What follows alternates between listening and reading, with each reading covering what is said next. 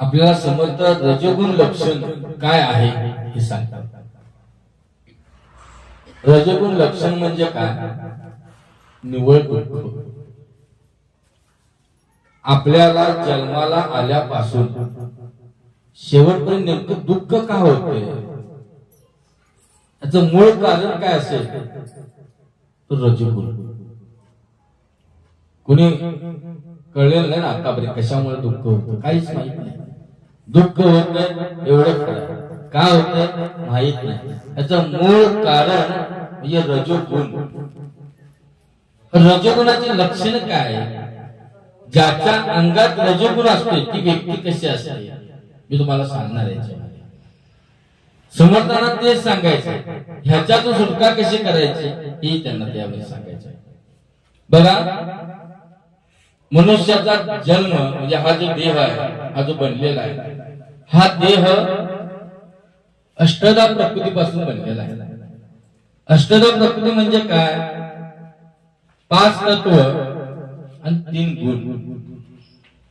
हे 3 गुण जे आहे ते तुम्हाला घडवतात, ते तुमच्या आयुष्यात कर्म निर्मिती करतात आणि ते तुमच्या आयुष्यात मुक्ती निर्मिती करतात. ते कळण्यासाठी, समजण्यासाठी आणि आपल्या हातून तसं घडण्यासाठी आपल्याला 3 गुण समजणं गरजेचं आहे. याच्यामध्ये आता आपल्याला जे समोर सांगायला तर रजोगुण सांगायला. रज, तम आणि सत्व ही 3 गुण आहेत. त्यातला पहिला गुण आहे तो रजोगुण. बघा काय म्हणलंय, मुळी देह त्रिगुणाचा, सत्व रजतमाचा, त्यामध्ये सत्वाचा उत्तम गुण. म्हणजे गुण किती व कोणते ते ओळखावे कसे, त्याचा शुद्ध आणि सबळ असा भेद वर्णन केला याच्यामध्ये.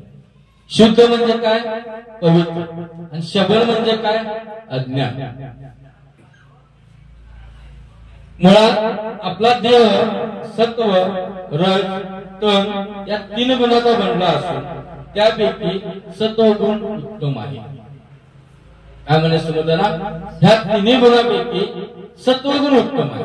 हा सत्वगुण वाढीला कधी लागेल? तुमच्या अर्थ आम्ही बघतो, साधारण आमच्या गुरुदेवांचे बघतो, त्यांच्याही सत्संगाला आम्ही जायचो. तिथे गेलं की त्यांनी आम्हाला पहिल्यांदा सुरुवातीला प्रश्न विचारला, प्रश्नाचं उत्तर देण्यासाठी सांगितलं, ठीक आहे बाबा मी बघून घेतो, तू काय कर, एक प्रतिमा घे आणि साधना चालू कर, काय असेल ते माझून बघून घे. बरं अजून काय करायचं? त्यांनी मला सांगितलं, बाळ स्वप्नात सुद्धा कोणाचं वाईट स्वप्न नकोस. त्यांनी मला काही पथ्य सांगितली, ती पथ्य का सांगितली त्याचं चिंतन चालू झालं.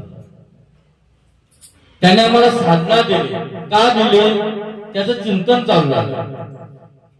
गुरुदेव आपल्याला जे जे करायला सांगत असतात, सेवेपासून दानापर्यंत, ते सर्व काही सत्वगुणाची वाढ व्हावी हा उद्देश आहे. ज्यावेळी आपल्यामध्ये असा सत्वगुण ओतप्रोत भरतो, त्या तुमचे जीवन काय म्हणते डिस्टर्ब करू, बसा निवडण्यात बसा. बघा सत्वगुण ज्यावेळी डेव्हलप होतो त्या आपल्यामध्ये अलगदच आनंद निर्मिती होतो आणि दुःखाचा लवशेष संपूर्ण निघून जातो. दुःख काय या लागलेला आहे? रजगुण कळेना झाला. नेमकं माझं होतंय काय की जेणेकरून थेट दुःख कुठं असेल तिथे शोधत मला येते. काय कारण आहे? माझं नाव माहित नाही, गाव माहित नाही, कुठं राहतो माहित नाही, पण दुःख मात्र पाठ सोडायला तयार नाही. ह्याचं कारण कोणतं आहे? तर आपल्यामध्ये रजोगुण वाढलेला आहे. हे रजोगुण ज्याच्यामध्ये आहे त्याचे लक्षण काय ते तुम्हाला सांगतो. ज्याच्यामध्ये रजोगुण वाढलेला आहे त्याचं पहिलं लक्षण आहे त्याच्या जीवनामधला आळस संपणार. पहिलं लक्षण कोणतं आहे?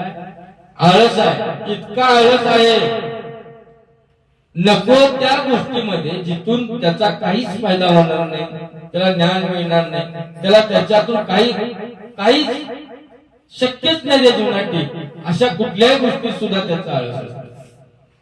हा आळस त्याला कधीही पुढे जाऊ दे. हे पहिलं लक्षण. दुसरं लक्षण कोणतं आहे? लबाड बोलण्याची वृत्ती. लबाड वृत्ती तयार होते. त्याला कितीही जरी चांगलं सांगितलं तर त्याच्यात तो लबाड शोधत जातो, त्याच्यात तो लबाड शोधत जातो. हा रजोगुण. तिसरं लक्षण कोणता? तो परधन आपलं मान. परधन म्हणजे काय? दुसऱ्याचं कोणतेही असं जे धन आहे ज्याच्याकडं ऐश्वर्य प्राप्त होऊ शकतं, असं जरी एखाद्याला पडलेलं जरी गावलं नाही ते मला गावलं असं जे समजतो तो रजोगुण आहे. अजून काय लक्षण आहे? तो पडशील खोटं बोलतो तो रजोगुण आहे. पडशील म्हणजे कोणताही विचार करायचा नाही, त्याचे परिणाम काय होतील काही माहित नाही, जरी काय झालं. बघा उदाहरणार्थ समजा रेल्वेच्या ट्रॅकवर उभा आहात आणि तुम्ही लबाड बोललाय, इकडून रेल्वे येणार नाही, अंधार आहे, पडशील रेल्वे आली, काय होईल? परिणामाची अजिबात पर्वा नाही. काय होईल नाही म्हणायला काय जातं, सहज म्हणून मोकळा होतो आणि अनेकाच्या घरामध्ये अनेकांच्या ठिकाणी भांडण लावून मोकळा होतो. हा रजोगुण आहे. दुःख येण्याचे कारण लक्षात घ्या, लक्ष देऊ नका. रजोगुणी माणसाचं मन वासनेनं गुरफटलेलं असतं. सदैव पहाटे बसणं संध्याकाळपासून 24 तास झोप लागत नाही, तुम्ही उठत नाही, त्यापासून नुसता वासनेनं गुरफटलेलं मन असतं. हे रजोगुण लक्षण आहे. लक्षात ह्या सगळ्यांना काय होणार? आम्हासारख्या संतांना जे तुमच्यामध्ये विवेक जागृती करायची कधी होणार नाही. विवेक जागृती म्हणजे काय? की तुझ्या जीवनात तुला म्हणजे तुझ्या जीवनाचा तूच शिल्पकार आहेस आणि ते कळण्यासाठी तुझ्यातला तो जागा होणं अत्यंत गरजेचं आहे.